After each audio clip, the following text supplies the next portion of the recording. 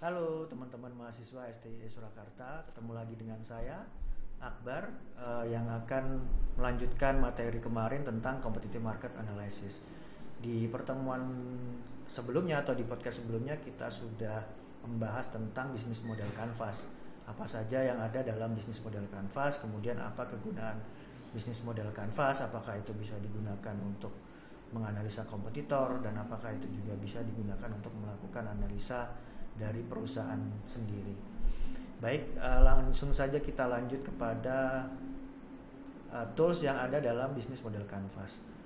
Dalam bisnis model canvas ada beberapa pilar, ada 9 pilar atau 9 elemen yang bisa digunakan untuk menganalisa. Yang pertama adalah customer segmentation, kemudian customer relationship, value proposition, ada channels, kemudian ada key activities, ada key resources, key partners, cost structure, dan revenue stream.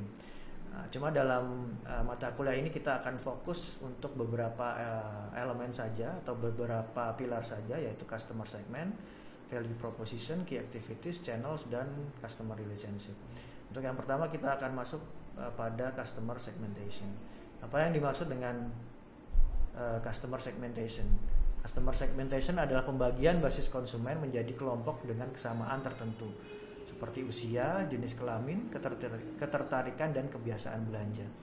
Atau bisa kita sebut sebagai pembagian demografi. Nah, pembagian customer segmentation ini tentunya akan sangat ditentukan oleh core business dari perusahaan-perusahaan tersebut atau core business dari perusahaan yang akan kita analisa. Boleh jadi untuk perusahaan A dia tidak memerlukan elemen usia atau elemen jenis kelamin dan seterusnya, atau bisa jadi di perusahaan B dia memerlukan customer segmentation untuk dibahas seperti usia dan jenis kelamin. Dan tentunya elemen-elemen dalam customer segmentation ini juga variannya akan banyak sekali, pembagiannya akan banyak sekali, tidak hanya dari 4 hal ini saja, tetapi ada beberapa penambahan-penambahan yang mungkin itu diperlukan untuk membelah atau membagi customer menjadi lebih relevan terhadap perusahaan yang akan dilakukan analisa. Kemudian detail dari customer segmentation atau market segmentation adalah yang pertama untuk lokasi atau geographical.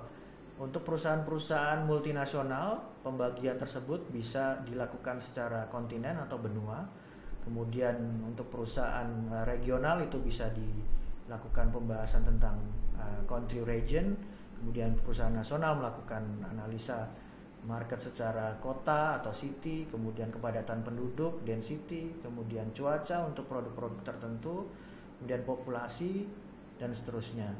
Nah, kemudian yang kedua, masalah demografi, itu pembagiannya seperti usia, jenis kelamin, ukuran keluarga, kemudian pekerjaan, penghasilan, pendidikan, agama, ras, dan kebangsaan. Kemudian juga ada psychographic, itu ada gaya hidup, ada kelas sosial, ada activity, interest, dan opinion, kemudian ada nilai-nilai personal dan attitudes. Kemudian yang terakhir mengenai market segmentation yang kita bahas kali ini adalah perilaku atau behavioral. Itu ada occasion, ada degree of loyalty, kemudian benefit sought, ada usage, kemudian buyer readiness stage, dan user status. Saya rasa itu untuk pertemuan kedua. Untuk podcast selanjutnya kita akan bahas market atau customer segmentation terhadap perusahaan tertentu. Terima kasih, selamat siang dan selamat belajar.